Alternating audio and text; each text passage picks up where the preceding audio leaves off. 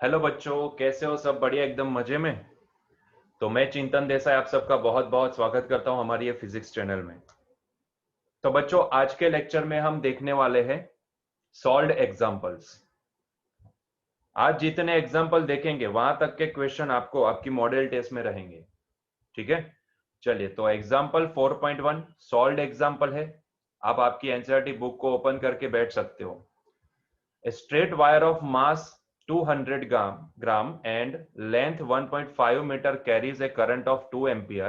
It is suspended in the mid-air by a uniform horizontal magnetic field B, as shown in the figure 4.3. And figure मैंने यहाँ पे draw की है, मतलब कि वहीं से स्क्रीनशॉट ले लिया है। What is the magnitude of the magnetic field? आपको मैग्नेटिक फील्ड का मैग्नीट्यूड निकालना है। यस और नो? आपको ऐसा बोला गया, ध्यान से देखो, जो सिचुएशन आपको प्रोवाइडेड है ना, उसको पहले तो ध्यान से आइडेंटिफाई करना सीखो। यहाँ पे करंट कैरिंग जो भी वायर है, स्ट्रेट वायर है, वो ये है, उसमें ये डायरेक्शन में करंट का फ्लो है। और जरा सोचो ना, ये मैग्नेटिक फील्ड कौन सी डायरेक्शन में दिया गया है? ध्यान से देखो, ये मैग्नेटिक फील्ड कौन सी डायरेक्शन में है। अगर मान लो बच्चों, ये एक्स डायरेक्शन, ये एक्स एक्सिस, ये वाई एक्सिस और ये जेड एक्सिस जो अंदर की ओर पॉइंट आउट कर रही है, तो उसी डायरेक्शन में ये मैग्नेटिक फील्ड है। मतलब मैग्नेटिक फील्ड जो भी है वो अंदर की डायरेक्शन में, इनसाइड दिस स्क्रीन, ऐसा समझ लो। यस और नो? इसीलिए इसको क्रॉस दिखाया गया है। यस और नो? समझ में आ रहा है? थोड़ा थोड़ा विजुअलाइज करते जाओ, थोड़ा थोड़ा। चलो, तो यहां पे आपको बोला है कि वो वायर को ना यहां पे मिड एयर में सस्पेंड किया गया है। देखो, मिड एयर सस्पेंशन के लिए सिंपल सा पॉइंट है कि उसको, क्योंकि उसके पास मास है ना, तो मिड एयर में सस्पेंशन के लिए बहुत ही जरूरी है कि उसके ऊपर का नेट फोर्स जीरो होना चाहिए। चाहे वो एक्स डायरेक्शन का नेट फोर्स हो या वाई डायरेक्शन का हो या जेड डायरेक्शन का हो, कोई भी डायरेक्शन का नेट फोर्स जीरो होना चाहिए। According to the NLM 1, net force zero होना चाहिए। ये एयर, मिड एयर सस्पेंशन के लिए बहुत ही जरूरी ये पॉइंट है। यस और नो?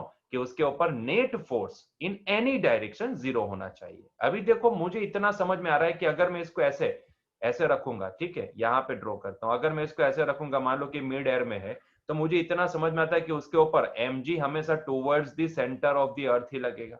ठीक है, हम नीचे बोलते हैं, रियलिटी में वो centre, towards the centre of the अर्थ लगता है। यस और नो? तो कहीं ना कहीं यहाँ पे अगर मैं देखूंगा तो उसके ऊपर एक ही तो फोर्स मुझे दिख रहा है, and that is the mg। Yes और नो? तो इसका मतलब ये है कि कहीं ना कहीं यहाँ पे उसको ऊपर की डायरेक्शन में कोई ऐसा फोर्स लगना चाहिए कि जो इसको क्या कर रहा है, बैलेंस कर रहा है। क्योंकि condition, by the condition, mid air suspension के लिए बहुत ही इंपॉर्टेंट कंडीशन क्या है? Net force in any direction should be zero. तो मैंने देखा कि mg तो y डायरेक्शन में लग रहा है, तो कहीं ना कहीं उसको बैलेंस करने वाला कोई एक फोर्स अपवर्ड डायरेक्शन में होना चाहिए। यस और नो? तो वो कौन सा हो सकता है? जब बच्चों आप यहां से डायरेक्शन निकालोगे ना, तो आपको समझ में आएगा। यहाँ पे थंब को करंट की डायरेक्शन में रखो, आपको ही रखना है, थंब को करंट की डायरेक्शन में रख दिए। ठीक है, एंड आपकी जो फिंगर्स है ना, आपकी फिंगर्स वो मैग्नेटिक फील्ड की डायरेक्शन में जाएगी। यस और नो? तो सोचो जरा, पाम कौन सी डायरेक्शन को पॉइंट आउट करेगी? पाम ऊपर की डायरेक्शन को पॉइंट आउट करेगी। मतलब कि you are placing that particular current carrying wire in the existing magnetic field, और वो मैग्नेटिक फील्ड उसके ऊपर मैग्नेटिक फोर्स कौन सी डायरेक्शन में लगाएगा? अपवर्ड डायरेक्शन में लगाएगा। तो कहीं ना कहीं मैं ये बोलूंगा कि इसके ऊपर जो एफएम लग रहा है ना, वो वर्टिकली अपवर्ड डायरेक्शन में लगेगा due to this magnetic field. खुद से ट्राई करो, मैग्नेटिक फील्ड के डायरेक्शन में फिंगर्स को ओपन करो, थंब को करंट के डायरेक्शन में, आप देखो खुद, ये जो पाम है ना वो अपवर्ड डायरेक्शन शो करेगी। मतलब कि ये जो mg है ना, उसको बैलेंस कौन करेगा यहाँ पे? यस, mg को बैलेंस करेगा मैग्नेटिक फोर्स। मतलब कि यहां पे हम ये कंडीशन लिख सकते हैं कि यहां पे एक्चुअल में क्या हो रहा है, मैग्नेटिक फोर्स mg को बैलेंस कर रहा है। यस और नो? ये कंडीशन समझ में आई? मैग्नेटिक फोर्स mg को बैलेंस कर रहा है। अभी व्हाट इज, यहां पे तो हमें सिर्फ मैग्नीट्यूड ही देखना है ना, तो मैं इसको मैग्नीट्यूड के फॉर्म में लिख देता हूं। तो मैग्नेटिक फोर्स mg को बैलेंस कर रहा है। What is the value of this magnetic force? आपको पता है मैग्नेटिक फोर्स की यहाँ पे वैल्यू क्या होगी? I into L vector. Current carrying conductor के ऊपर कितना फोर्स लगता है बच्चों? I into L vector cross product with B vector. Yes और नो? लेकिन मैं तो यहाँ पे मैग्नेटिक मैग्नीट्यूड लिखना चाहता हूं ना, तो मैं यहाँ पे एल क्रॉस बी नहीं लिखूंगा, मैं क्या लिखूंगा यहाँ पे? I into magnitude of L length vector into magnitude of B मतलब कि magnetic field into yes sine theta. बच्चों यहाँ पे एल और बी के बीच में थीटा कौन सा होगा? ध्यान से सोचो, एल मतलब कि लेंथ वेक्टर ये डायरेक्शन में, एंड मैग्नेटिक फील्ड देखो अंदर की साइड मतलब कि ये डायरेक्शन में, तो दोनों के बीच में एंगल कितना बना? 90 डिग्री। तो यहाँ पे साइन का वैल्यू मैं क्या लिखूंगा? साइन 90 लिखूंगा। तो sine 90 degree that is equals to mg, है कि नहीं? साइन 90 तो बच्चों 1 होता है ना, और यहां से आपको मैग्नेटिक फील्ड इंटेंसिटी निकालनी है, तो बी की वैल्यू बना दो। तो बी इज इक्वल्स टू क्या लिखेंगे? बी लिखेंगे mg upon I into L, है कि नहीं? चलो, what is the value of m? यहाँ पे m का वैल्यू कितना दिया गया है? 200 ग्राम। ग्राम को हम यहाँ पे केजी में लिखे तो ये हो जाएगा 0.2 kg, so it is 0.2 kg। g का वैल्यू कितना है यहाँ पे? क्या g का वैल्यू इन्होंने कोई मेंशन किया है? नहीं किया है, तो हम यहाँ पे 10 अज्यूम कर सकते हैं, ठीक है? नहीं किया है तो 10 को अज्यूम कर लो। सो यहाँ पे हम g का वैल्यू 10 अज्यूम करेंगे। कहीं पे लिखा नहीं है ना? हाँ, नहीं लिखा है, तो 10 अज्यूम कर लेते हैं। डिवाइड बाय करंट का वैल्यू कितना है? तो 2 एम्पियर का करंट जा रहा है, यस और no? And length vector, length का वैल्यू कितना है बच्चों? यहाँ पे 1.5 मीटर आपको दिया गया है, तो इट इज 1.5 मीटर, ठीक है? तो देखो 2 इंटू 0.2 इंटू 10 2 होता है, और ये दोनों एक दूसरे के साथ कैंसिल हो गए, तो बचा क्या हमारे पास? 1 अपॉन 1.5 मतलब कि 10 अपॉन 5, यस और नो? 10 अपॉन 5 मतलब कि ये हो जाएगा हमारे पास वैल्यू 10 अपॉन 5 कैसे लिखे? सॉरी, 10 अपॉन 15 होगा। इट इज 10 अपॉन 15 मतलब कि 5 2 जा 10, 5 3 जा 15। और अगर मैं यहाँ पे 2/3 करता हूं तो 2 डिवाइड बाई 3 मुझे मिलेगा 0.66, ये मुझे मिलेगा 0.66, ठीक है? So this is the answer, 0.66 Tesla. हाँ, वैसे तो 0.6666 आएगा, लेकिन हम इसको 0.66 टेस्ला मान लेंगे, ठीक है? चलो, तो बच्चों यहाँ पे मैग्नेटिक फील्ड इंटेंसिटी कितनी मिली हमें? मैग्नेटिक फील्ड इंटेंसिटी मिली 0.66 टेस्ला। क्लियर है? तो हम आंसर क्या लिखेंगे? मैग्नेटिक फील्ड इंटेंसिटी यहाँ पे जो पूछा गया है वो 0.66 टेस्ला होगी। क्लियर हुआ ये पॉइंट? तो यहाँ पे इंपॉर्टेंट कंडीशन क्या है? इंपॉर्टेंट कंडीशन ये है कि भैया उसको अगर मिड एयर में सस्पेंडेड रखना है तो उसके लिए हमें क्या करना पड़ेगा? हमें यहाँ पे ये देखना पड़ेगा कि उसके ऊपर कौन सी डायरेक्शन का नेट फोर्स 0 होगा। ये सुनो, कौन सी डायरेक्शन का नेट फोर्स 0 होगा, ठीक है? क्योंकि अकॉर्डिंग टू दी एनएलएम अगर कोई बॉडी रेस्ट कंडीशन पे है तो उसके ऊपर कहीं ना कहीं कोई भी डायरेक्शन पकड़ो, चाहे एक्स डायरेक्शन पकड़ो, वाई डायरेक्शन पकड़ो या जेड डायरेक्शन पकड़ो, नेट फोर्स शुड बी 0, ठीक है? वही तो एनएलएम 1 था ना, नेट फोर्स शुड बी 0, तभी तो वो अपनी पोजीशन को वही पोजीशन में रखेगा, यस और नो? तो हमने यहाँ पे देखा कि उसको एक मास की वजह से mg नीचे लग रहा है towards the centre of the अर्थ, तो उसको क्योंकि वो suspended in the mid air है, तो इसका मतलब ये होता है, ये सेंटेंस हमें दिया गया था, इसका मतलब ये होता है कि ये mg को कोई तो है जो बैलेंस करेगा। जब भी हमने देखा तो हमने ये पाया कि यहाँ पे fm इसको बैलेंस कर रहा है, मैग्नेटिक फोर्स उसको बैलेंस कर रहा है। क्लियर हुआ यहां तक? चलिए आगे बढ़े। Example 4.2. If the magnetic field is parallel to the positive y-axis and the charge particle is moving along the positive x-axis as shown in the figure 4.4, which way would be the Lorentz force be for an electron मतलब कि negative charge and for a proton मतलब कि positive charge? मतलब कि आपको Lawrence force कौन सी direction में लगेगा? अगर मैं यहाँ पे किसी इलेक्ट्रॉन को दौड़ाऊं तो उसके ऊपर लॉरेंस फोर्स कौन सी डायरेक्शन में लगेगा, और अगर मैं यहाँ पे प्रोटॉन को दौड़ाऊं तो उसके ऊपर लॉरेंस फोर्स कौन सी डायरेक्शन में लगेगा? यहाँ पे सिर्फ हमें डायरेक्शन निकालनी है, हमें मैग्नीट्यूड से लेना देना नहीं है, डायरेक्शन निकालनी है। बच्चों मान लो कि रेड कलर का जो चार्ज है वो मेरे लिए इलेक्ट्रॉन है, ठीक है? तो मैं यहाँ पे रेड कलर से उसको शो करूंगा, ध्यान से देखते जाओ उसको। पहले ये देख लो यहाँ पे मैग्नेटिक फील्ड कौन सी डायरेक्शन में दिया गया है। देखो आपको दिख रहा है X axis and Y axis, दोनों आपको दिख रहे हैं, मतलब कि ये जो sorry X axis and Z axis आपको दिख रहे हैं, मतलब कि वाई एक्सिस जो भी है वो ये स्क्रीन के अंदर है, yes no? Y axis screen के अंदर है, और वैसे ही आपको दिखाया गया वाई एक्सिस देखो डॉटेड लाइन से दिखाया है, इट इज इनसाइड, वो अंदर की डायरेक्शन में। तो इसका मतलब ये होता है कि मैग्नेटिक फील्ड जो भी आपको दिया गया है वो वाई एक्सिस में है ना, पॉजिटिव वाई एक्सिस पे है, तो उसको भी क्रॉस करके दिखाया गया, मतलब कि magnetic field inside to this screen है, ये स्क्रीन के अंदर है मैग्नेटिक फील्ड। और आप चार्ज को कौन सी डायरेक्शन में दौड़ाने वाले हो? एक्स डायरेक्शन में, ये डायरेक्शन में आप चार्ज को दौड़ाने वाले हो। तो जरा सोचो ना, यहां पे सिर्फ आपको डायरेक्शन वाला लेक्चर याद आना चाहिए। मैंने डायरेक्शन के लिए, मैग्नेटिक फोर्स की डायरेक्शन के लिए अलग से एक छोटा सा लेक्चर बनाया था। तब मैंने बताया था कि अगर पॉजिटिव चार्ज है तो right hand palm rule use करो, और नेगेटिव चार्ज है तो left hand palm rule use करो। तो अगर मैं पहले इलेक्ट्रॉन को दौड़ाऊं, एक का आंसर देते हैं, ठीक है? अगर मैं पहले इलेक्ट्रॉन को दौड़ाता हूं, ध्यान से सुनना, अगर मैं पहले इलेक्ट्रॉन को दौड़ाता हूं, ठीक है, ध्यान से सुन के मुझे आंसर दीजिएगा। अगर मैं पहले इलेक्ट्रॉन को दौड़ाता हूं तो बच्चों सोचो, मान लो कि मैंने यहां पे मैग्नेटिक फील्ड में पहले इलेक्ट्रॉन को दौड़ाया, ये इलेक्ट्रॉन है, तो यहां पे इलेक्ट्रॉन के ऊपर कौन सी डायरेक्शन में फोर्स लग सकता है? सोच के बताओ, कौन सी डायरेक्शन में फोर्स लग सकता है? वेलोसिटी की डायरेक्शन में, क्योंकि ये नेगेटिव चार्ज है तो आपको left hand palm rule apply करना है। तो खुद देखो, अपना लेफ्ट हैंड उठाओ, इलेक्ट्रॉन की वेलोसिटी उस डायरेक्शन में आपके थंब को पॉइंट आउट करो, और फिंगर्स स्क्रीन के अंदर, आपका मोबाइल जो भी है सामने खड़ा तो स्क्रीन के अंदर जानी चाहिए, इस तरह से आप उसको पॉइंट आउट करो, तो आपकी पाम जो भी है ना बच्चों, वो नीचे की डायरेक्शन में दिखेगी। मतलब कि यहां पे इलेक्ट्रॉन के ऊपर मैग्नेटिक फोर्स, लॉरेंस फोर्स कौन सी डायरेक्शन में लगेगा? नीचे की डायरेक्शन में। मतलब कि अगर मैं इसके लिए बोलना चाहूं तो ये माइनस के कैप डायरेक्शन में लगेगा। यस और नो? है कि नहीं? है कि नहीं? देखा आपने? Left hand palm rule apply करो, समझ में आ जाएगा।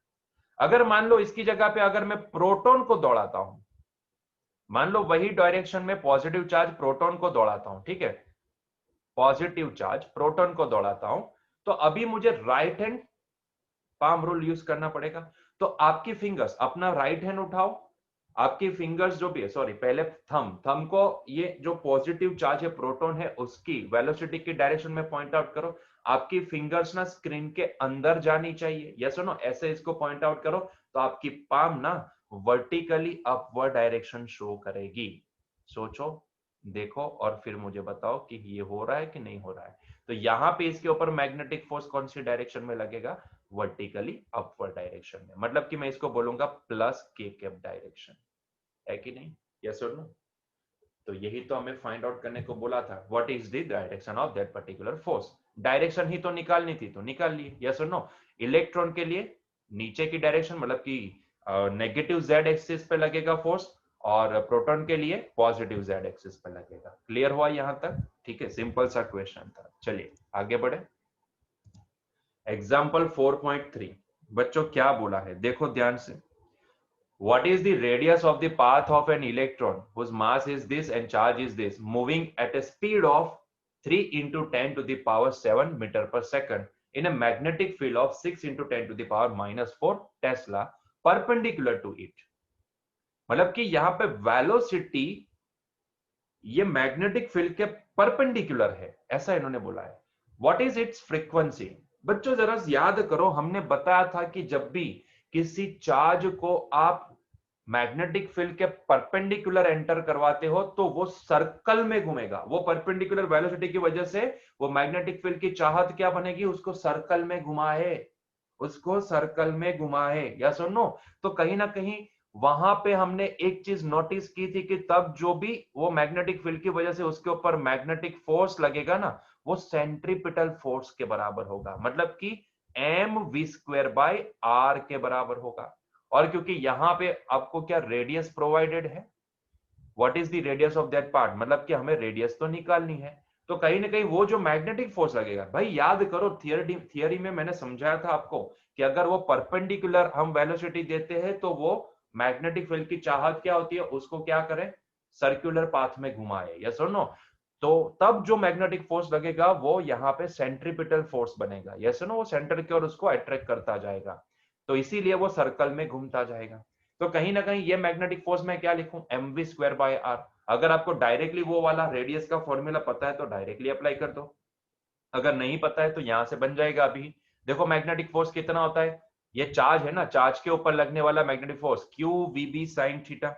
क्योंकि यहाँ पे एंगल बिटवीन वेलोसिटी एंड, क्योंकि वेलोसिटी एंड बी ये परपेंडिकुलर है ना, यहाँ पे क्लियरली बोला है कि आप चार्ज को मैग्नेटिक फील्ड के परपेंडिकुलर वेलोसिटी दे रहे हैं, तो यहाँ पे थीटा कितना बन जाएगा 90 डिग्री। तो मैं डायरेक्टली लिखूंगा it is nothing but Q V B, sine 90 तो 1 हो गया, यस और no, it is equals to M V square by R. ठीक है, चलो यहां से वेलोसिटी को एक वेलोसिटी छम्मा छम्मा हो जाएगी, तो आर रेडियस कितनी मिलेगी आपको m v upon q B. अगर आपको ये फॉर्मूला डायरेक्टली पता है तो डायरेक्टली अप्लाई, ये आप डायरेक्टली अप्लाई कर सकते हो। ठीक है, चलो तो मास कितना प्रोवाइडेड है आपको देखो, 9 into 10 to the power -31, so it is 9 into 10 to the power -31 multiply by v, velocity कितनी प्रोवाइडेड है आपको बच्चों इसके 3 इंटू 10 टू दावर 7 मीटर पर सेकंड, डिवाइड बाय चार्ज, यहां पे इलेक्ट्रॉन का चार्ज कितना है 1.6 इंटू 10 टू दावर -19 कूलम। ठीक है, ये -19 है, सॉरी -19 है, इनटू मैग्नेटिक फील्ड इंटेंसिटी कितनी प्रोवाइडेड है 6 into 10 to the power -4 tesla, 6 into 10 to the power -4 tesla. ठीक है, चलो पहले तो पावर को एडजस्ट करते हो, जो भी कैंसिल वगैरह हो सकता है तो उसको कैंसिल करते हैं। तो यहां पे ये कैंसिल होगा, 3 2 6, ठीक है, तो ये 9 अपॉन 3.2 करना पड़ेगा हमें। ठीक है, चलो देख लेते हैं, कैल्सी में आपके पास कैल्सी हो तो आप उससे भी डायरेक्टली सॉल्व कर सकते हो। ठीक है, सो 9 अपॉन 1.6 डिवाइड बाय 2, तो आपके पास ये आंसर आएगा 2.8125। सो ये कैलकुलेशन आई 2.8125। पावर को भी एडजस्ट कर लेते हैं, तो यहाँ पे निकलेगा ये 10 टू दावर -31 में से 7 निकल जाएंगे तो 10 टू दावर 24 बचेगा, और डिनोमिनेटर में जो भी है 19 प्लस 4 मतलब कि ये 23, वो न्यूमरेटर में आएगा तो 10 टू दावर ये हो जाएगा, मैंने कोई गलती की क्या यहाँ पे, क्योंकि ये तो पॉजिटिव हो गया, अच्छा ये -24 बचेगा, अब सही है। सो ये 19 और ये 10 टू दावर -4 मतलब कि ये हो जाएगा 23, और वो -23 जब न्यूमरेटर में आएगा तो +23 हो जाएगा, है कि नहीं, ये सुनो। तो यहाँ पे देखो बच्चों, तो बचा क्या 10 टू दावर -1, सो ये हो जाएगा 2.8125 इंटू 10 टू दावर -1। अगर आप इसको लिखना चाहो तो आप 0.281 भी लिख सकते हो। ठीक है, तो इसको मैं लिखूंगा 0.28125 मीटर। ठीक है, तो इतनी रेडियस पे वो घूमेगा, जैसा ना जो आपको निकालना था। दूसरी भी यहाँ पे चीज आपको निकालने को बोली गई, that is the what is it's frequency, मतलब कि उसकी फ्रीक्वेंसी कितनी होगी वो भी आपको निकालने को बोला गया है। क्योंकि वो सर्कुलर पाथ पे घूमेगा, तो हम यहाँ पे जो टेंजेंशियल कंपोनेंट वेलोसिटी जो भी है, जो आपको वेलोसिटी प्रोवाइड की गई वो टेंजेंशियल वेलोसिटी है, तो आपको पता होना चाहिए, सर्कुलर मोशन में पढ़े होंगे, और यहाँ पे भी थियरी में हमने देखा था कि टेंजेंशियल वेलोसिटी का भैया ये एंगुलर वेलोसिटी के साथ क्या रिलेशन बनेगा, तो वो रिलेशन बनेगा v is equals to r omega. Omega is equals to हम क्या लिख सकते हैं, it is nothing but 2 pi f, क्योंकि हमें फ्रीक्वेंसी निकालनी है तो हमें एफ चाहिए। ठीक है, सो एफ निकालेंगे कैसे, तो एफ इज इक्वल्स टू क्या हो जाएगा बच्चों, v अपॉन 2 पाई आर, सो ये हो जाएगा v अपॉन 2 पाई आर। ठीक है, so it is v upon 2 pi r. Value सारी आपके पास है, प्लेस कर दो अंदर।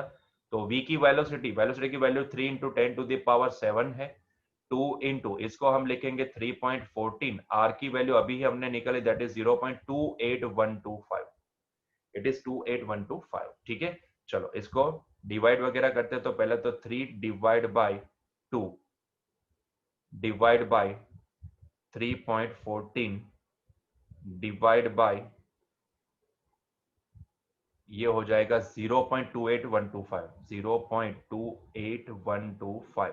तो बच्चों we are getting the value 1.6985, it is 1.6985 into 10 to the power 7। ठीक है, सो अगर हम इसको मेगा हर्ट्स में लिखना चाहे तो यहां से 16 पॉइंट समथिंग मेगा हर्ट्स लिख सकते हैं, 10 टू दावर 6 मेगा हर्ट्स होता है ना, या फिर इसको हर्ट्स में रहना देना है तो आपको इतना आंसर हर्ट्स में मिलेगा। अगर मेगा हर्ट्स में लिखना चाहते हो तो एक 10 को मल्टीप्लाई कर दो तो ये हो जाएगा 16.98 मेगाहर्ट्ज। ठीक है, तो इतना आंसर आपको मिलेगा। ठीक है, क्लियर है। चलो, फ्रीक्वेंसी निकालने को बोला था, वो भी निकल लिए। अभी और एक चीज भी यहाँ पे निकालने को बोले हैं, वो क्या है? Calculate the energy in kilo electron volt. यहां पे आपको मतलब कि उसकी काइनेटिक एनर्जी भी निकालने को बोला गया है। बच्चों, काइनेटिक एनर्जी क्या होती है? काइनेटिक एनर्जी हाफ mv² होती है। यस और नो? हाफ mv² होती है। यहाँ पे वेलोसिटी प्रोवाइडेड है, मास ऑफ दैट इलेक्ट्रॉन भी प्रोवाइडेड है, तो सारी चीजें यहाँ पे प्लेस कर दो। ये हो जाएगा 1/2 इंटू मास ऑफ इलेक्ट्रॉन कितना है? 9 इंटू 10⁻31। अच्छा है यहाँ पे दिया गया है, नहीं दिया होता तो आपको अज्यूम भी करना पड़ता है। इंटू वेलोसिटी यहाँ पे कितनी है? 3 इंटू 10⁻7 का होल स्क्वायर। तो यहाँ पे ये हो जाएगा 3 का square 9, 9 9 81, 81 divide by 2 into 10⁻31 into 10⁻14। ठीक है, चलो तो यहां से 81 डिवाइड बाई 2 करोगे तो आपको आंसर मिलेगा 40.5। ठीक है, और ये 10⁻, पहले तो 4 निकालो तो 27, 17, 10⁻⁻17 बचेगा। तो ये होगा 40.5 इंटू 10⁻⁻17, या फिर 4.05 इंटू 10⁻⁻16 लिख सकते हो। ठीक है, लेकिन हमें ये जो आंसर मिला ना, वो तो जूल में मिला। It is the answer in joule. हमें तो उसको इलेक्ट्रॉन वोल्ट में कन्वर्ट करना है ना। यहाँ पे बोला कितना किलो इलेक्ट्रॉन वोल्ट, तो हम क्या करेंगे? इसको किलो इलेक्ट्रॉन वोल्ट में कन्वर्ट करने के लिए हम क्या करेंगे? 1.6 इंटू 10⁻⁻19 से डिवाइड कर देंगे इसको। ठीक है, सो यहाँ पे k इज इक्वल टू, क्योंकि ये जूल में है, तो 40.5 इंटू 10⁻⁻17 डिवाइड बाय 1.6 इंटू 10⁻⁻19। ठीक है, नहीं समझ में आता तो ऐसे याद रखो, अगर 1.6 into 10⁻⁻19 joule is equal to 1 electron volt, तो इतना joule 40.5 into 10⁻⁻17 is equal to कितना इलेक्ट्रॉन वोल्ट। ठीक है, तो ये होगा इसके साथ मल्टीप्लाई, ये जाएगा डिनोमिनेटर में। आपको ये सारी चीजें पता है, यस और नो? नहीं समझ में आता तो ऐसे याद रखो, या फिर सीधा डिवाइड कर दो 1.6 इंटू 10⁻⁻19 से। तो यहाँ पे बच्चों मुझे आंसर मिलेगा, क्योंकि मुझे 40.5 को डिवाइड करना है 1.6 से, सो ये आएगा 25.31। इट इज 25.31 इंटू 10⁻⁻19 ऊपर चला जाए तो ये +19 हो जाएगा, और -17 +19 मतलब कि 10⁻2 हो जाएगा। ठीक है, तो ये हो जाएगा 10⁻2। लेकिन मुझे किलो इलेक्ट्रॉन वोल्ट में चाहिए, तो मुझे यहां से और एक पॉइंट को, एक 10 डेसिमल को अलग करना पड़ेगा। तो ये हो जाएगा 2.531 इंटू 10⁻3 इलेक्ट्रॉन वोल्ट। और ये 10⁻3 इलेक्ट्रॉन वोल्ट को हम किलो इलेक्ट्रॉन वोल्ट बोल सकते हैं। तो ये हो जाएगा 2.53 kilo electron volt. This is the answer, this is the answer. ठीक है, तो इतनी kinetic energy kilo electron volt के अंदर इसके पास होगी। ठीक है, किलो इलेक्ट्रॉन वोल्ट में इसके पास होगी। क्लियर है? चलिए नेक्स्ट क्वेश्चन, क्वेश्चन 4.4 साइक्लोट्रॉन का question. A cyclotron's oscillator frequency is 10 megahertz. मैंने समझाया था लेक्चर में कि ऑसिलेटिंग फ्रीक्वेंसी क्या होती है, कैसे निकालते हैं, सारी चीजें हम समझाए थे। ठीक है, यहाँ पे डायरेक्टली फॉर्मूला ही अप्लाई करेंगे। What should be the operating magnetic field for accelerating this proton? पहले आपको ये निकालना है कि what is the magnetic field intensity। यहाँ पे मान लो साइक्लोट्रॉन के अंदर जो मैग्नेटिक फील्ड इंटेंसिटी है, मान लो वो बी है। ठीक है, जिसके अंदर ये पॉजिटिव चार्ज प्रोटॉन को यहाँ पे घुमा दिया जा रहा है। ठीक है, घुमाया जा रहा है। उसकी ऑसिलेटिंग फ्रीक्वेंसी कितनी है? मैंने बताया था कि क्यों यहाँ पे ऑसिलेटर यूज होता है, कंटिन्यूअसली वो पोलैरिटी चेंज होती रहे उसके लिए। यस और नो? ताकि उसकी स्पीड बढ़ती ही जाए, बढ़ती ही जाए, बढ़ती ही जाए। ठीक है, जब भी वो डिस्क में से बाहर आए तो उसको उसी डायरेक्शन का फील्ड मिल जाए, इलेक्ट्रिक फील्ड, ताकि उसमें इंक्रीज हो जाए उसकी वेलोसिटी। ठीक है, हमें यहाँ पे सीधा पहले तो मैग्नेटिक फील्ड इंटेंसिटी निकालनी है, और यहाँ पे क्योंकि आपको ऑसिलेटिंग फ्रीक्वेंसी प्रोवाइडेड है, तो डायरेक्टली ऑसिलेटिंग फ्रीक्वेंसी का हम सीधा फॉर्मूला ही यूज कर लेते। ठीक है, सीधा फॉर्मूला ही यूज कर लेते। ऑसिलेटर की फ्रीक्वेंसी आप कितनी होती है बच्चों, याद करो वो फॉर्मूला, अगर याद नहीं है तो आप डिराइव भी कर सकते हो, जैसे सुनो, लेकिन यहाँ पे अगर आपको याद है तो बहुत ही बढ़िया। क्यूबी अपॉन 2πm कितनी होती है, क्यूबी अपॉन 2πm, हमने ये फॉर्मूला भी डिराइव किया था, ठीक है। Oscillating frequency QB upon 2πm के बराबर होगी। चार्ज की वैल्यू यहाँ पे प्रोवाइडेड है, यहाँ पे चार्ज मतलब कि इलेक्ट्रॉन का चार्ज ना। अच्छा, हमें मैग्नेटिक फील्ड इंटेंसिटी निकालना है तो पहले बी की वैल्यू बना दो, बी इज इक्वल टू क्या होगा, 2πfm डिवाइड बाय क्यू, ठीक है। चलो तो 2 इंटू ये पाई की वैल्यू हम 3.14 लेंगे, ऑसिलेटिंग फ्रीक्वेंसी 10 मेगाहर्ट्ज है, 10 मेगाहर्ट्ज मतलब कि 10 इंटू 10 टू द पावर 6 होता है हर्ट्ज, यस और नो। अच्छा, mass of that electron, mass of that electron that is, यहां पे आपको मास दिया गया है, सॉरी इलेक्ट्रॉन नहीं, सॉरी प्रोटॉन, यहां पे प्रोटॉन है, that is 1.67 into 10 to the power -27, ठीक है, डिवाइड बाय उसका चार्ज, उसका चार्ज यहाँ पे आपको कितना दिया है 1.6, नहीं दिया होता तो भी आप ले सकते हो 1.6 इंटू 10 टू द पावर -19।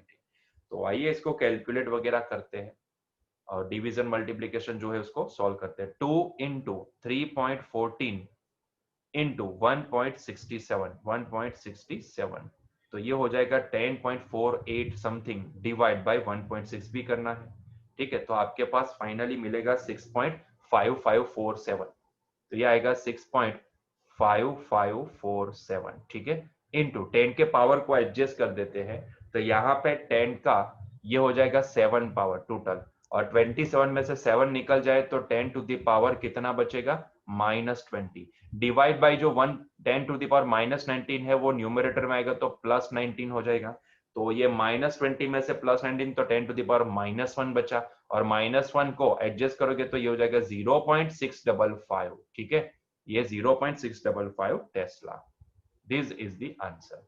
तो इतना मैग्नेटिक फील्ड यहां पे होना चाहिए।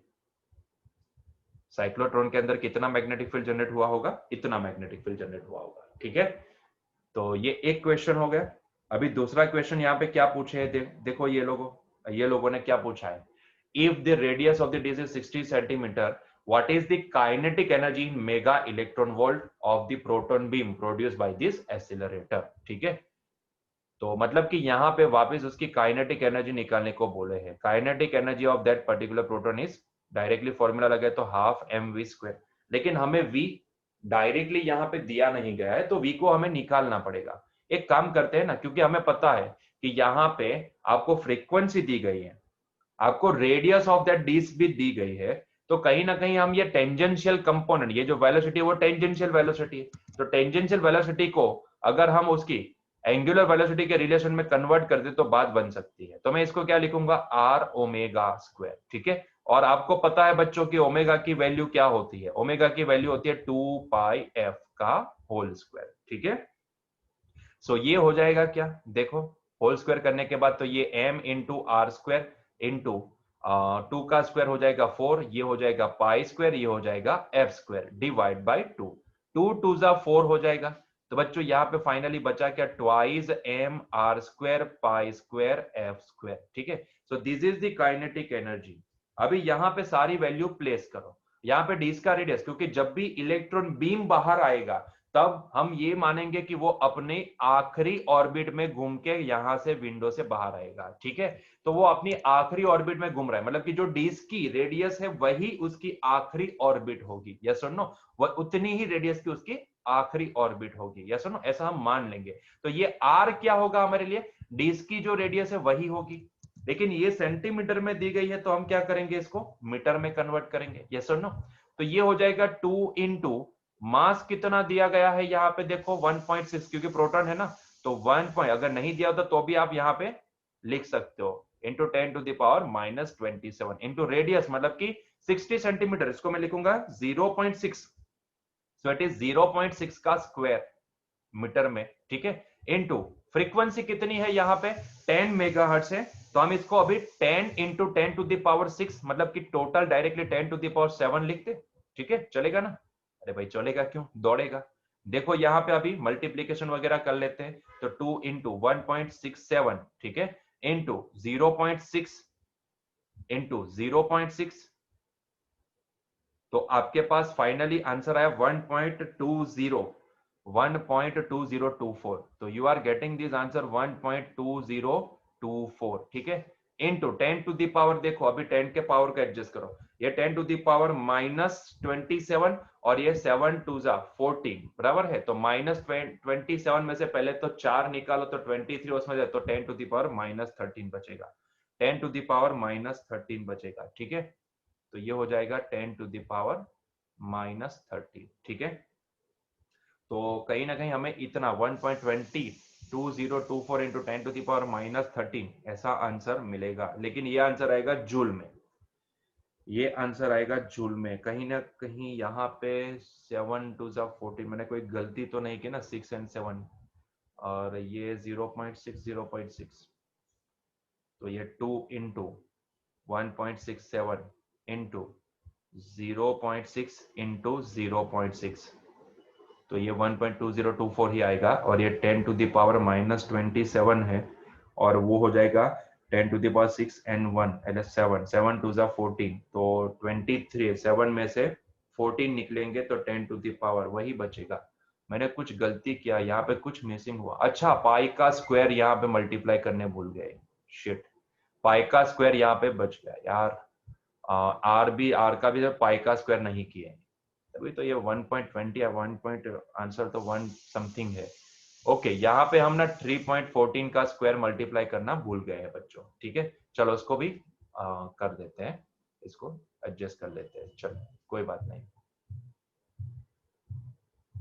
पाई का स्क्वायर, हाँ जी, तो 2 multiply by 1.67 multiply by 0.6 multiply by 0.6 multiply by 3.14 multiply by 3.14, तो बच्चों हाँ अब मैच किया आंसर, तभी तो मैं सोचो कि ये आंसर के साथ मैच क्यों नहीं हो रहा है, 11.85 ये होगा 11.855 इंटू 10 टू द पावर -13, ठीक है, और अगर हम एक पॉइंट को ऐसे एडजस्ट कर दे यहाँ पे, या फिर अभी जूल में है फिर कन्वर्ट करेंगे, क्योंकि यहाँ पे हमें ऐसे भी वैसे भी यहाँ पे मेगा इलेक्ट्रॉन वोल्ट में ही आंसर देना है, so this answer is in the joule, और हमें आंसर देना है मेगा इलेक्ट्रॉन वोल्ट में, तो इलेक्ट्रॉन वोल्ट में कन्वर्ट करने के लिए हम क्या करेंगे, इसको डिवाइड करेंगे 1.6 इंटू 10 टू द पावर -19 से, तो 1.6 इंटू 10 टू द पावर -19 से हमने इसको डिवाइड कर दिया, तो बच्चों ये 11.85 जो भी है उसको डिवाइड करना है हमें 1.6 से, तो आपके पास बचेगा 7.4094, 7.4094 इंटू 10 टू द पावर, देखो 19 ऊपर जाएगा तो प्लस हो जाएगा, तो ये टोटल बचा 10 टू द पावर 6, ठीक है, तो अपने आप ये तो मेगा इलेक्ट्रॉन वोल्ट में कन्वर्ट हो गया, अप्रोक्सीमेटली हम इसको क्या बोलेंगे, 7.41 mega electron volt, this is the answer, ठीक है, ये आंसर आएगा, क्लियर है यहां पे, चलिए आगे बढ़े नेक्स्ट क्वेश्चन की ओर, example 4.5, an element delta L which is equals to delta X times I cap is placed at the origin and carries a large current I is equals to 10 ampere shown in the figure 4.10, what is the magnetic field on the y axis at a distance of 0.5 meter, assume that delta X is of 1 centimeter, मतलब कि अगर मैं बोलूं तो ये pure question ना हमारा bio Savart law के ऊपर है, सीधा उसी के ऊपर बेस्ड है, आपको बोला गया है कि मान लो एक करंट कैरिंग बड़ा सा वायर है, उसका एक छोटा सा सेक्शन हमने ये अज्यूम किया, ये छोटा सा सेक्शन हमने ये अज्यूम किया है, ठीक है, वो छोटे से सेक्शन की वजह से आपको बोला है कि ये r is equals to 0.5 metre पे जो पॉइंट P है ये वाले पॉइंट के ऊपर, ठीक है, यहां से ये छोटे से सेक्शन की वजह से यहां पे पॉइंट P के ऊपर कितना मैग्नेटिक फील्ड आएगा वो आपको निकालना है, तो सीधा सा छोटा सा सेक्शन दिया गया है, तो आपको ये पता होना चाहिए कि यहाँ पे हमें छोटे से सेक्शन की वजह से जो भी मैग्नेटिक फील्ड आएगा वो छोटा सा आएगा, मान लो ये छोटे से सेक्शन की वजह से यहाँ पे जो मैग्नेटिक फील्ड आ रहा है वो छोटा सा है, मान लो इट इज डीबी वेक्टर, ठीक है, छोटा सा मैग्नेटिक फील्ड है, यहाँ पे पूरे वायर की वजह से नहीं बोला है, सुनो, यहाँ पे ध्यान दो, पूरे वायर की वजह से नहीं बोला है, आपको बोला है कि जो छोटा सा 1 सेंटीमीटर का सेक्शन है, वो सेक्शन पॉइंट पी के ऊपर कितना मैग्नेटिक फील्ड प्रोवाइड करेगा। तो it is a pure question of our Biot Savart law. और ये कितना होता है आपको पता है फॉर्मूला, ये होता है म्यू जीरो आई अपॉन, याद करो, या फिर कांस्टेंट की तरह लिखो तो mu zero upon 4 pi into I into dl vector cross product r vector upon r cube. लेकिन मैं डायरेक्टली लिखता हूं क्योंकि मुझे यहां पे पता है कि ये आर है और ये लेंथ वेक्टर है, दोनों के बीच का एंगल 90 डिग्री है, तो मैं डायरेक्टली उसका मैग्नीट्यूड ही लिखूंगा। अभी के लिए यहाँ पे वेक्टर फॉर्म लिखते हैं क्वेश्चन को सॉल्व करने के लिए, लेकिन फिर उसका मैग्नीट्यूड ही लिखेंगे। तो आई इंटू ये होता है dl vector cross product with r vector divide by r cube, ये फॉर्मूला था, ठीक है, वेक्टर फॉर्म में। हमें मैग्नीट्यूड निकालना है तो मैं सिर्फ इसके मैग्नीट्यूड के ऊपर फोकस करूं, तो मैग्नीट्यूड क्या लिख सकता हूं, mu zero upon 4 pi into I into magnitude of dl into magnitude of r into sine theta. ये आर वेक्टर ये डीएल वेक्टर दोनों के बीच में एंगल 90 बनेगा, तो इसीलिए मैं लिखूंगा साइन 90। यहां पे साइन 90, एंटी नहीं बोले, साइन 90 बोले, सुनो अच्छे से सुनो। आर आर कैंसल हो जाएगा बच्चों, तो ये बचेगा क्या, म्यू जीरो अपॉन 4 पाई, क्या मिया क्या बचा यहाँ पे, I into DL into sorry into sine 90 तो 1 हो जाएगा अपॉन आर स्क्वायर बचा, ठीक है, इतनी वैल्यू बची। तो अभी मिया किसकी वेट कर रहे हो, सारी वैल्यू को यहाँ पे प्लेस कर दो। आई भी आपको प्रोवाइडेड है, डीएल मतलब कि ये डेल्टा एक्स कितनी लेंथ प्रोवाइड की गई है, यहाँ पे हम फॉर्मूला में डीएल लगाते हैं, यहाँ पे हमें डीएल की जगह पे वो डीएल छोटा सा सेक्शन कितना दिया गया, डेल्टा एक्स के बराबर, और वो कितना है, वो है भैया 1 सेंटीमीटर। सेंटीमीटर को मीटर में कन्वर्ट करेंगे तो क्या लिखेंगे इसको, हाँ हाँ सही है, सेंटीमीटर को मीटर में कन्वर्ट करेंगे तो 0.01 मीटर लिखेंगे, ठीक है। तो सारी वैल्यू प्लेस करते जाओ, म्यू जीरो का वैल्यू क्या लिखेंगे, 4 पाई इंटू, वैसे तो ये म्यू जीरो अपॉन 4 पाई का टोटल वैल्यू 10⁻⁻7 होता है, ये सुनो, तो मैं ना जो है वो लिखूंगा, यहाँ पे म्यू जीरो की वैल्यू 4 पाई इंटू 10⁻⁻7 नहीं लिखूंगा, इसकी वैल्यू 10⁻⁻7 के बराबर होती है, तो मैं सीधा इसको 10⁻⁻7 लिखूंगा। करंट का वैल्यू क्या है, करंट का वैल्यू यहाँ पे 10 एम्पियर है, तो 10 इंटू डेल्टा एल कितना है, तो 1 सेंटीमीटर, इसको मीटर में लिखेंगे तो 0.01 मीटर होगा, डिवाइड बाय आर का स्क्वायर, आर मतलब कि कितने डिस्टेंस पे मैग्नेटिक फील्ड निकालने को बोले हैं, 0.5 मीटर पे, तो मैं इसकी वैल्यू लिखूंगा 0.5 का होल स्क्वायर, ठीक है।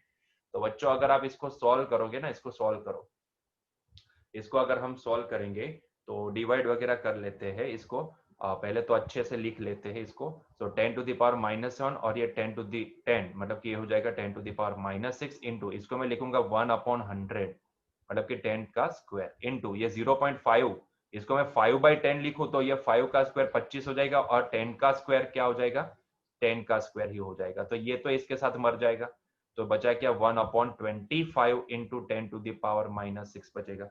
और अगर मैं इसको 1/25 को मैं लिखना चाहूं तो इसको आप समझ सकते हो कि ये हो जाएगा, यस सही पकड़े, 0.04, तो ये हो जाएगा 0.04 इंटू 10⁻⁻6। लेकिन अगर पावर को एडजस्ट करे तो बच्चों इसको मैं 4 इंटू 10⁻⁻8 भी तो लिख सकता हूँ, तो ये हो जाएगा 4 इंटू 10⁻⁻8 टेस्ला, ठीक है। तो इतना छोटा मैग्नेटिक फील्ड हमें यहाँ पे मिलेगा। सो डीबी का मैग्नीट्यूड क्या आएगा, छोटा मैग्नेटिक फील्ड आएगा कुछ 4 इंटू 10⁻⁻8 टेस्ला। या सुनो भैया यहाँ पे ध्यान दो, ये 10⁻⁻8 है, बहुत ही छोटी वैल्यू है, आप 4 को मत देखो, 4 के साथ 10⁻⁻8 भी तो मल्टीप्लाई हुआ है, तो बहुत ही छोटी वैल्यू है, ये बहुत ही छोटा मैग्नेटिक फील्ड प्रोवाइड करेगा, ये सुनो। चलो अभी बारी आती है डायरेक्शन की, हमें सिर्फ यहाँ पे मैग्नेटिक फील्ड का मैग्नीट्यूड ही निकालने को बोले थे, लेकिन फिर भी डायरेक्शन भी निकाल लेते हैं। What should be the direction, बच्चों करंट की डायरेक्शन में आपको क्या करना है, आपका थंब पॉइंट आउट करना है, ये थंब को पॉइंट आउट कर दिया, फिंगर्स को कहां पे ओपन करना है, मैग्नेटिक फील्ड की डायरेक्शन में ओपन करना है। तो सोचो आपकी पाम कौन सी डायरेक्शन में आएगी, बाहर की ओर, बाहर की ओर आपकी पाम कौन सा इशारा करेगी, बाहर का इशारा करेगी। आप खुद सोचो, आपका राइट हैंड उठाओ, स्क्रीन के सामने करंट की डायरेक्शन में आपका थंब को प्लेस करो और फिंगर्स को जहां पे फाइंड आउट करना है उस डायरेक्शन में प्लेस करो, तो आपकी जो पाम है ना वो स्क्रीन से बाहर की डायरेक्शन पॉइंट आउट करेगी। इसीलिए यहां पे देखो फिगर में डायरेक्शन भी आउटसाइड, आउटसाइड द स्क्रीन ऐसा दिखाया गया है। समझ में आ रहा है? यस और नो? तो डायरेक्शन भी आप निकाल सकते हो। चलिए आगे बढ़े। यहाँ पे डायरेक्शन पूछा नहीं तो मेंशन नहीं करेंगे, ठीक है। चलो क्वेश्चन नंबर 4.6, बहुत ही बढ़िया क्वेश्चन। देखो क्या बोला है, straight wire carrying a current of 12 ampere is bend into a semi circular arc of radius 2 centimetre. मतलब कि यहां पे ये रेडियस कितनी है, ये रेडियस है 2 सेंटीमीटर, ठीक है। ये रेडियस कितनी है 2 centimetre, so it is 2 centimetre. चलो आगे बढ़ो। Consider the magnetic field B at the centre of the arc. Okay, centre पे मैग्नेटिक फील्ड बी है ऐसा अज्यूम कर लो, चाहे ये केस हो या ये केस हो, सेंटर पे मैग्नेटिक फील्ड कितना है, बी के बराबर। चलो आगे बढ़ो। तो पहला question, what is the magnetic field due to the straight segment. मतलब कि ये दोनों जो स्ट्रेट सेगमेंट है उसकी वजह से मैग्नेटिक फील्ड सेंटर पे कितना आएगा। मतलब कि इसकी वजह से, मान लो इसको नंबर 1 और इसको नंबर 2 बोल देते, ये दोनों जो स्ट्रेट वायर है उसकी वजह से यहाँ पे मैग्नेटिक फील्ड कितना आएगा, यहाँ पे मैग्नेटिक फील्ड कितना आएगा। देखो पैरेलल है ना, ये मैग्नेटिक फील्ड तो पैरेलल है, परपेंडिकुलर डिस्टेंस हम यहाँ पे निकाल ही नहीं पा रहे। यस और नो? अगर मैं बोलूं कि किसी तार की वजह से किसी परपेंडिकुलर डिस्टेंस डी के ऊपर मैग्नेटिक फील्ड कितना निकला तो वो निकाल सकते, लेकिन मान लो कि वही पॉइंट को मैं यहाँ पे अज्यूम कर लूं तो यहां पे अज्यूम कर, तो डी यहां पे निकाल ही नहीं पाएंगे। यस और नो? यहाँ पे एंगल आप ध्यान से देखोगे, अगर मैं यहां पे लूं एंगल कितना बनेगा 0 डिग्री। हमें एंगल क्या होता है, लेंथ को कवर करने वाला एंगल। अरे भैया mu 0 I upon 4 pi D into sine theta 1 plus sine theta 2, वो वाला फॉर्मूला याद करो। यस और नो? वो वाला फॉर्मूला याद करो तो वहां पे साइन थीटा 1 थीटा 2 दोनों क्या होंगे, 0 होंगे, ठीक है। तो मतलब ये होता है कि जब भी किसी वायर की बात करेंगे, किसी करंट कैरिंग स्ट्रेट वायर की बात करेंगे, तो स्ट्रेट वायर की एक्सिस पे मैग्नेटिक फील्ड कितना होता है, 0। कितना होता है, 0 होता है। यस और नो? आई बात समझ में? 0 होता है। तो इसके लिए भी देखो, ऑन दी एक्सिस वाला पॉइंट, ये वाले वायर की वजह से मान लो कि अगर यहाँ पे मैग्नेटिक फील्ड B1 आता तो B1 क्या लिख सकता हूं मैं, 0। अगर ये वाला वायर 2 है उसके लिए भी ये वाला जो पॉइंट जहां पे मैग्नेटिक फील्ड इंटेंसिटी निकालनी है वो पॉइंट भी क्या है, ऑन दी एक्सिस है, तो on the axis magnetic field कितना, 0, ठीक है। तो ये दोनों स्ट्रेट वायर कोई भी मैग्नेटिक फील्ड प्रोवाइड नहीं करेंगे। तो हम यहाँ पे ए का आंसर क्या देंगे, ए का आंसर देंगे the point is, the point centre point, जो पॉइंट है वो कौन सा है, centre point.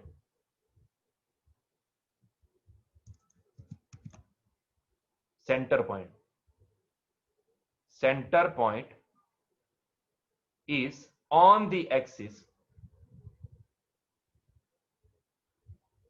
axis of both the wires. So magnetic field B1 as well as B2 is 0, ठीक है। तो जो भी मैग्नेटिक फील्ड यहां पे जनरेट होगा वो स्ट्रेट वायर की वजह से नहीं होगा, वो स्ट्रेट वायर की वजह से नहीं होगा। यस सुनो, वो किसकी वजह से होगा, ये जो आपका जो आर्क है ना सेमी सर्कुलर, ये सेमी सर्कुलर आर्क की वजह से ही यहां पे मैग्नेटिक फील्ड आएगा। बाकी इन दोनों की वजह से तो क्या हो जाएगा, 0। ये दोनों वायर कभी भी कोई मैग्नेटिक फील्ड प्रोवाइड नहीं करेंगे। सेंटेंस क्या याद रखना है, magnetic field on the axis of this wire is always 0, ठीक है, बात खत्म। चलो B, in what way the contribution to the B from the semi circle differs from that of a circular loop, and in what way does it reassemble. Okay, मतलब कि यहाँ पे ये सेमी सर्कुलर लूप क्या यहाँ पे कोई magnetic field provide कर सकती है, अगर कर सकती है तो कितना मैग्नीट्यूड का कर सकती है, और दूसरी बात वो कैसे प्रोवाइड करेगी, आप कैसे निकाल सकोगे। अगर ये सर्कुलर लूप नहीं है और सेमी सर्कल है तो सेमी सर्कल सर्कल से कैसे डिफर करेगी, यस और नो, कैसे आप इसका मैग्नेटिक फील्ड निकाल सकोगे। देखो मैग्नीट्यूड निकालने के लिए तो मैं सीधा डायरेक्टली फॉर्मूला ही अप्लाई करूंगा, लेकिन पहले ये देख लो कि अगर मुझे पूरा सर्कल रिंग जो पूरे सर्कुलर रिंग होती है उसकी जगह पे अगर सेमी सर्कल वाली रिंग दी जाए तो मैं यहाँ पे मैग्नेटिक फील्ड कैसे निकाल पाऊंगा, यस सुनो। तो यहाँ पे मैं क्या करूंगा, ये पूरी रिंग को छोटे छोटे सेक्शन में डिवाइड कर दूंगा।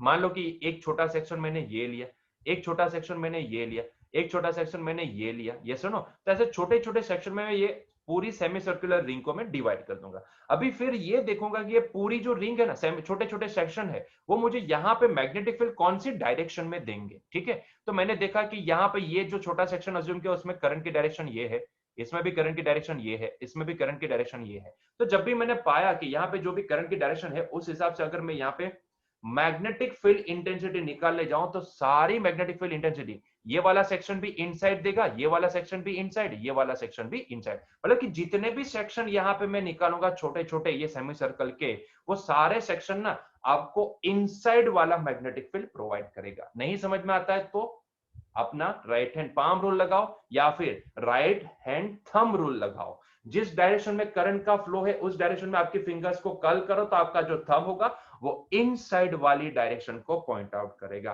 तो अगर मुझे यहाँ पे इसका मैग्नेटिक फील्ड निकालना है तो मैं क्या करूंगा, ये पूरी सेमी सर्कुलर रिंग को छोटे छोटे सेक्शन में डिवाइड करूंगा।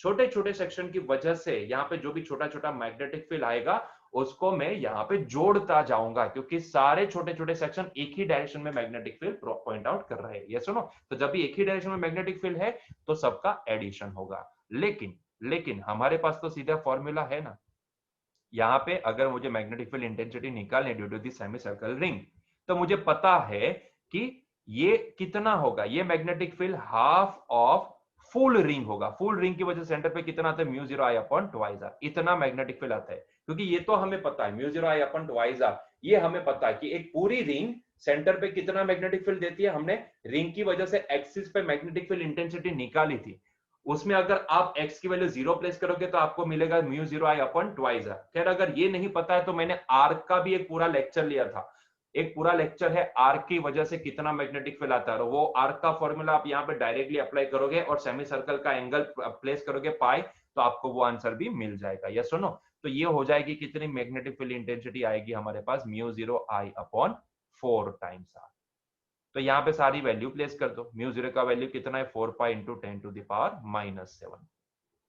करंट कितना फ्लो कर रहा है यहाँ पे, करंट का वैल्यू आपको प्रोवाइडेड है 12 एम्पियर। तो अगर आप यहाँ पे 12 एम्पियर प्रोवाइड करोगे और यहाँ पे 4 आर रेडियस कितनी है, 2 सेंटीमीटर है ना, तो इसको हम लिखेंगे 0.02 या फिर मैं 2 डिवाइड बाय 100 लिखूंगा। ठीक है, चलिए, तो यहाँ पे 4 4 तो कैंसल हो जाएंगे, 2 6 12 हो जाएगा।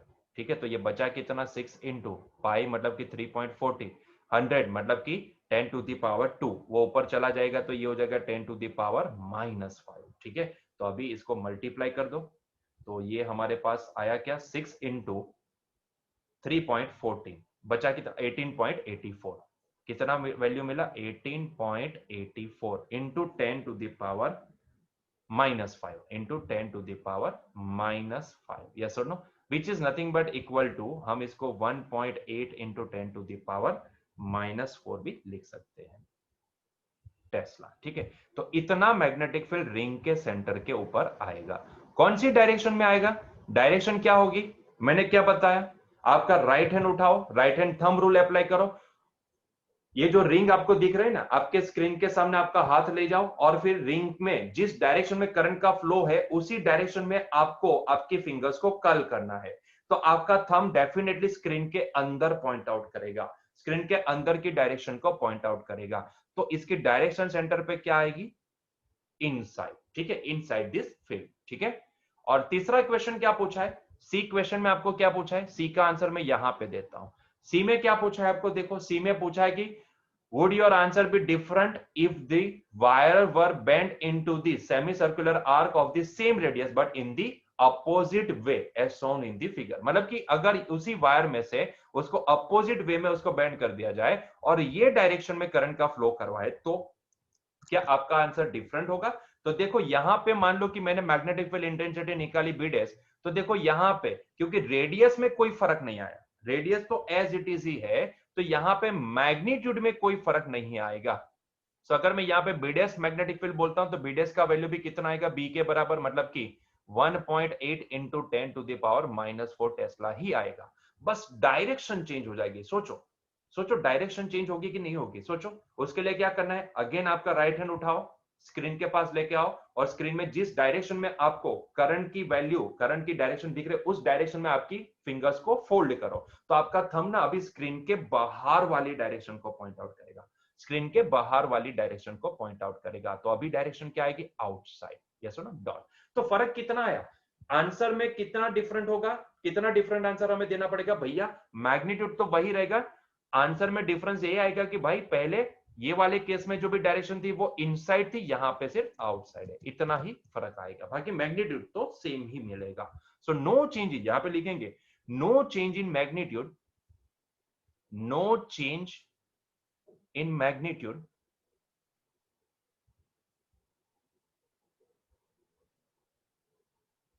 but direction is outside,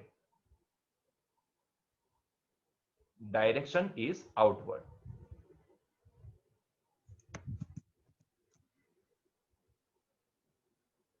clear है?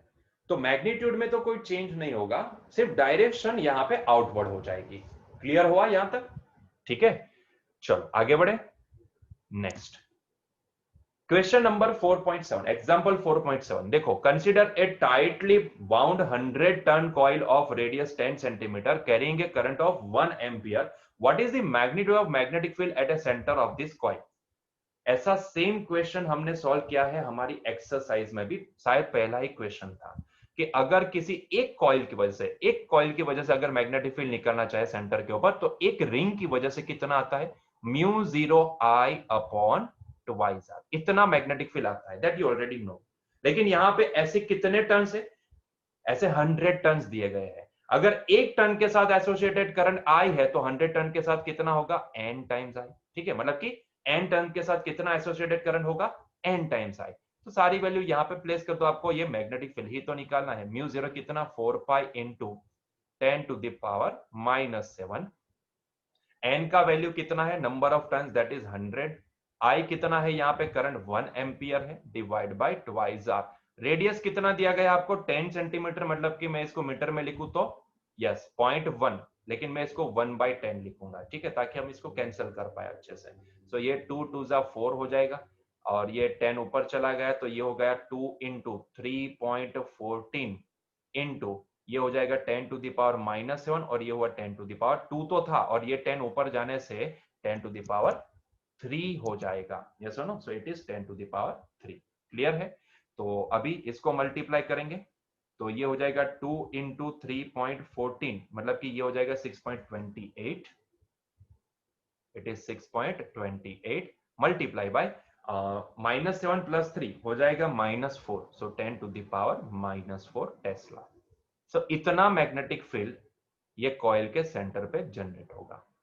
सिंपल सा क्वेश्चन था, सिंपल सा क्वेश्चन, ठीक है? क्लियर हुआ? तो बच्चों यहां तक आपकी एग्जाम में रहेगा। सॉल्व एक्सरसाइज में भी 4.7 तक, एंड हमारी टेक्स्ट बुक एक्सरसाइज में भी अप टू 4.7 तक। हाँ, अप टू 4.7 में जो पैरेलल वायर वाला जो क्वेश्चन था ना, उसको छोड़ देना, ठीक है, मतलब कि अप टू 4.6 तक। तो यहां तक हमारी टेस्ट में क्वेश्चन आ सकते हैं। यस और नो? क्लियर है? तो यहां तक क्लियर है ना? ठीक है, तो यहां पे हमारा आज का लेक्चर एंड करते हैं, मिलते हैं नेक्स्ट लेक्चर में। नेक्स्ट लेक्चर में अभी थियोरी में आगे बढ़ेंगे, थियोरेटिकल पॉइंट्स देखेंगे। तो यहां पे हमारे एक्सरसाइज जो हमारी मॉडलिटीज आ रही है उसके रिलेटेड जो हमारी ये एक्सरसाइज है वो यहां तक रहेगी, यहां तक सॉल्व एग्जांपल में अप टू 4.7 तक, एंड हमारी जो एक्सरसाइज है टेक्स्ट बुक एक्सरसाइज उसमें अप टू 4.6 तक। मतलब कि वो जो पैरेलल वायर जो क्वेश्चन है ना, पैरेलल वायर वाला क्वेश्चन, उसको नहीं देखना है, ठीक है? उससे पहले वाला जो क्वेश्चन वहां तक रहेगा, ठीक है? चलो तो मिलते हैं नेक्स्ट लेक्चर में। Till that enjoy your day, bye bye.